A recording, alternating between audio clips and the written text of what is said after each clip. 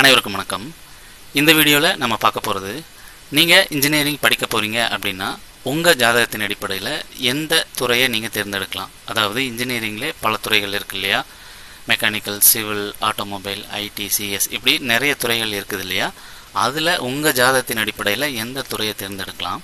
அதோட அந்த துறையில் நீங்கள் படித்து முடித்ததுக்கப்புறம் வேலை தேடும்போது அல்லது ஆல்ரெடி நிறைய ஒர்க் பண்ணிட்டீங்க, எந்த கம்பெனிக்கு போகிறது, என்ன ரோலுக்கு போகிறது அப்படிங்கிறது தெரியல அப்படின்னா, அப்போது உங்கள் ஜாதகத்துக்கு ஏற்ற மாதிரி எப்படியான கம்பெனியை சூஸ் பண்ணுறது, எப்படியான போஸ்டிங்க்கு, எப்படியான ரோலுக்கு நீங்கள் முயற்சி பண்ணுறது அப்படிங்கிறத தெளிவாக இந்த வீடியோவில் பார்க்கலாம். முக்கியமாக இந்த வீடியோ இன்ஜினியரிங் படிக்க போகிறவங்களுக்கும் படிச்சுட்டு வேலை தேடிக்கிட்டு இருக்கிறவங்களுக்கும் ரொம்ப யூஸ்ஃபுல்லாக இருக்கும். இதில் ஒவ்வொரு துறைக்குமே சொல்லப்படுற கிரக அமைப்புகள் எல்லாமே உங்கள் ஜாதகத்தில் முக்கியமாக 6-10 தொடர்பில் இருக்கணும். தொடர்பு அப்படிங்கிறது சேர்ந்துருக்கலாம், பார்த்துருக்கலாம், நட்சத்திர தொடர்பில் இருக்கலாம், அல்லது அந்த கிரகமே அங்கே உட்காந்துருக்கலாம். இது எல்லாமே தொடர்புன்னு எடுத்துக்கலாம். அதோட எக்ஸ்ட்ரா லக்னம், லக்னாதிபதி, சந்திரன், தசா நடத்துகிற கிரகத்தோட தொடர்பில் இருக்கலாம். இப்படி இருந்ததுன்னா கொஞ்சம் அட்வான்டேஜஸ். அப்படி இல்லைன்னா 6-10 மட்டும் இருந்தால் போதும். ஸோ இதன் அடிப்படையில் தான் நம்ம விளக்க போகிறோம். ஓகே, இப்போது உங்கள் ஜாதகத்தில் இப்போ நம்ம சொல்ல போகிற காம்பினேஷன், எந்த காம்பினேஷன் இருக்கோ அந்த துறைக்கு நீங்கள் போகலாம். அதாவது உங்கள் ஜாதகத்தில் 6 மற்றும் 10ஆம் இடத்துல செவ்வாய் சனி அதிகமாக சம்மந்தப்பட்டிருக்கு. அதாவது செவ்வாய் சனி இருக்கிறது, செவ்வாய் சனி பார்க்குறது, செவ்வாய் சனி ஆட்சி உச்சமாக இருக்கிறது, செவ்வாய் சனி கர்மப்பதிவு இருக்கிறது, இப்படியான அமைப்புகள் 6-10ஆம் இடத்தோடு இருக்குது அப்படின்னா நீங்கள் மெக்கானிக்கல் போகலாம். அடுத்து எலக்ட்ரிக்கல் அண்ட் எலக்ட்ரானிக்ஸ் கம்யூனிகேஷன், இந்த துறையில் யார் போகலாம் அப்படின்னா 6-10ஆம் இடத்தோட செவ்வாய், சுக்கிரன், புதன் இருந்தது அப்படின்னா நீங்கள் electronics communication, electrical and electronics இந்த துறையில் நீங்கள் தாராளமாக இன்ஜினியரிங் படிக்கலாம். அடுத்து 6-10 செவ்வாய், புதன் அதிகமாக சம்மந்தப்பட்டிருக்கு அப்படின்னா அவங்க சிவில் துறையை எடுத்து படிக்கலாம். அடுத்து ஆட்டோமொபைல் துறையை நீங்கள் எடுத்து படிக்கணும் அப்படின்னா உங்கள் ஜாதகத்தில் 6-10ஆம் இடத்தோட செவ்வாய், ராகு அதிகமாக சம்மந்தப்பட்டிருக்கணும். அப்படி இருந்தால் நீங்கள் ஆட்டோமொபைல் எடுத்து படிக்கலாம். அடுத்து ஐடி துறை, சிஎஸ் அல்லது ஐடி எது வேணாலும் படிக்கலாம். அவங்களுக்கு எப்படி இருக்கணும் அப்படின்னா 6-10ஆம் இடத்தோட புதன், சுக்கிரன், சந்திரன் இந்த 3 கிரகங்கள் வலுவாக சம்மந்தப்பட்டிருக்கணும். அடுத்து ஏரோநாட்டிக் படிக்கணும்னு வச்சுக்கோங்க, அவங்களுக்கு புதன் அல்லது ராகு அல்லது புதன், ராகு இந்த 2 கிரக அமைப்புகள் 6-10ஆம் இடத்தோட இருந்தது அப்படின்னா அவங்க ஏரோநாட்டிக்கல் படிக்கலாம். குறிப்பாக காற்று வீட்டில் இந்த கிரக அமைப்பு சம்மந்தப்படுதுன்னா இன்னும் அதிக அட்வான்டேஜஸ்.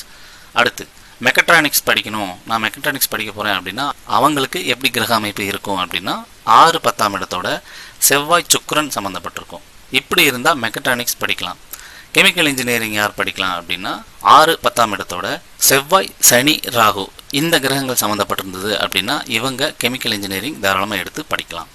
அடுத்து மெரைன் இன்ஜினியரிங் படிக்கணும் அப்படின்னா செவ்வாய், சந்திரன், ராகுவோட சம்மந்தம் 6-10ஆம் இடத்தோட இருக்குது அப்படின்னா அவங்க மெரைன் இன்ஜினியரிங்கை எடுத்து படிக்கலாம். ஒருவேளை ஃபுட் ப்ராசஸ் இன்ஜினியரிங் படிக்கிறீங்கன்னு வச்சுக்கலாம், அப்போது அவங்களுக்கு செவ்வாய், சந்திரன் 6-10ஆம் இடத்தோட அதிகமான தொடர்பு இருக்குது அப்படின்னா அவங்க ஃபுட் ப்ராசஸ் இன்ஜினியரிங் எடுத்து படிக்கலாம். இது போல் நிறைய டிபார்ட்மெண்ட்ஸ் இருக்குது. டெக்ஸ்டைல் இருக்குது, பாலிமர் இருக்குது, பெட்ரோகெமிக்கல் இருக்குது, இப்படி வதவதவதன்னு போயிட்டே இருக்கும். ஸோ அதை சொல்லிகிட்டே இருந்தால் அதிகமாக இருக்கும். இப்போ நம்ம இன்ஜினியரிங் படிச்சிட்டிங்க, ஒன்ஸ் படிச்சிட்டிங்க, வேலைக்கு ட்ரை பண்ணிகிட்ருக்கீங்க, அல்லது இப்போ தான் கேம்பஸில் ட்ரை பண்ணிகிட்ருக்கீங்க, அல்லது நிறைய கம்பெனிக்கு போயிட்டேன் ஆனால் எந்த துறையில் எந்த ரோலுக்கு போகணுங்கிறது தெரியல அப்படின்னா நீங்கள் உங்கள் ஜாதக அமைப்பில் எப்படியான அமைப்பு இருந்தால் எந்த ரோலுக்கு போகலாம், இன்ஜினியரிங்கில் எந்த ரோலுக்கு போகலாம் அப்படிங்கிறத பார்ப்போம். முதல்ல இன்ஜினியரிங் படித்தவங்களுக்கு மேக்ஸிமம் எங்கே சுற்றினாலும் எந்த கம்பெனி போனாலும் ஒரு 4 ரோல் தான் மேக்ஸிமம் இருக்கும். அதை தாண்டி ரொம்ப ரேராக தான் மற்ற ரோல் எல்லாம் வரும். என்ன 4 ரோலு அப்படின்னா, 1 ப்ராசஸ் அண்ட் ப்ரொடக்ஷனில் இருப்பாங்க, 2 குவாலிட்டி செக்கிங், குவாலிட்டி கண்ட்ரோல் அந்த டிபார்ட்மெண்ட்டில் இருப்பாங்க. அப்படி இல்லைன்னா R&D, research and development, new product development இந்த டிபார்ட்மெண்ட்டில் இருப்பாங்க. அப்படி இல்லை அப்படின்னா டீச்சிங் லைனுக்கு போயிடுவாங்க. எம்டெக், பிஹெச்டி அந்த மாதிரி படித்து யூனிவர்சிட்டிஸ்க்கு, காலேஜஸ்க்கு டீச்சிங்க்கு போவாங்க. ஸோ இந்த கேட்டகரியில் தான் இன்ஜினியரிங் துறையில் இருக்கிற முக்கியமான ரோல், முக்கியமான போஸ்டிங்ஸ். இந்த துறை தாண்டி வேறு போகிறாங்க அப்படின்னா அவுட் ஆஃப் ஃபீல்டுன்னு தான் சொல்லணும். மார்க்கெட்டிங்கோ இல்லை மேனேஜ்மெண்ட் ஸ்டாஃபாவோ இல்லை மற்ற துறைகளுக்கு போனால் அது முழுமையான இன்ஜினியரிங் துறையாக இருக்காது. ஓகே, இதில் நீங்கள் எந்த ரோல் பண்ணால் கரெக்டாக இருக்கும் உங்கள் ஜாதகத்தின் அடிப்படையில் அப்படிங்கிறத பார்ப்போம். இப்போது ப்ராசஸ் அண்ட் ப்ரொடக்ஷனில், அது எந்த இண்டஸ்ட்ரியாக இருந்தாலும் சரி, எந்த டிபார்ட்மெண்ட்டாக இருந்தாலும் சரி, அதில் ப்ராசஸ் அண்ட் ப்ரொடக்ஷனில் நான் போய் ஒர்க் பண்ணணும் அப்படின்னா உங்களுக்கு ஜாதக அமைப்பு எப்படி இருக்கணும் அப்படின்னா முக்கியமாக செவ்வாய், சனி வளர்த்துருக்கணும். உங்கள் ஜாதகத்தில் செவ்வாய், சனி வளர்த்துருக்கணும். இந்த 2 கிரகமும் சம்மந்தப்பட்டிருக்கணும்.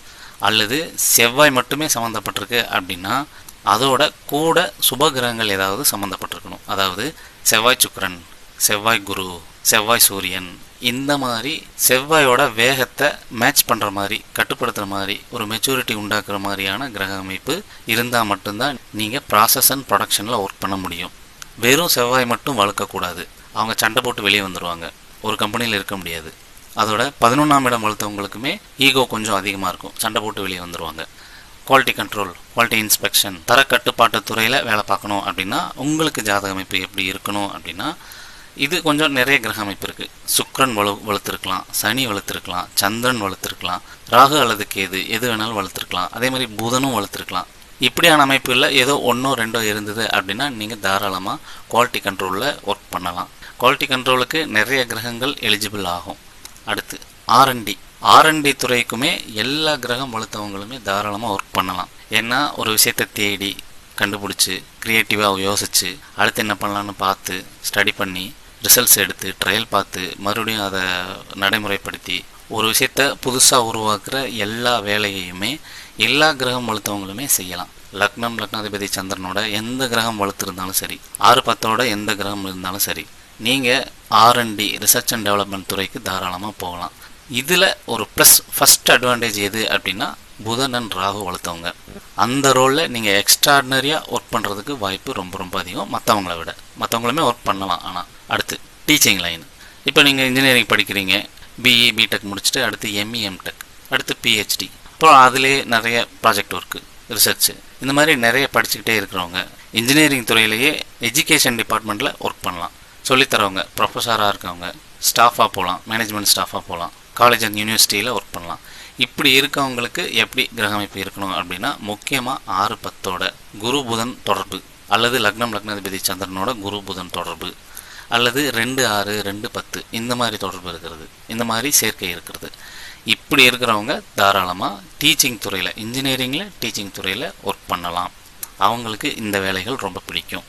ஸோ இதுதான் இன்ஜினியரிங் துறையை பற்றின ஓவராலான கிரக அமைப்புகள். இதில் ஏதாவது டவுட் இருக்குது அப்படின்னா கமெண்ட்ஸில் போடுங்க. உங்களுக்கு கரியர் அண்ட் பிஸ்னஸ் சம்மந்தப்பட்ட, எஜுகேஷன் சம்மந்தப்பட்ட ஆலோசனை தேவை அப்படின்னா நம்மளை தொடர்பு கொள்ளுங்கள். நன்றி.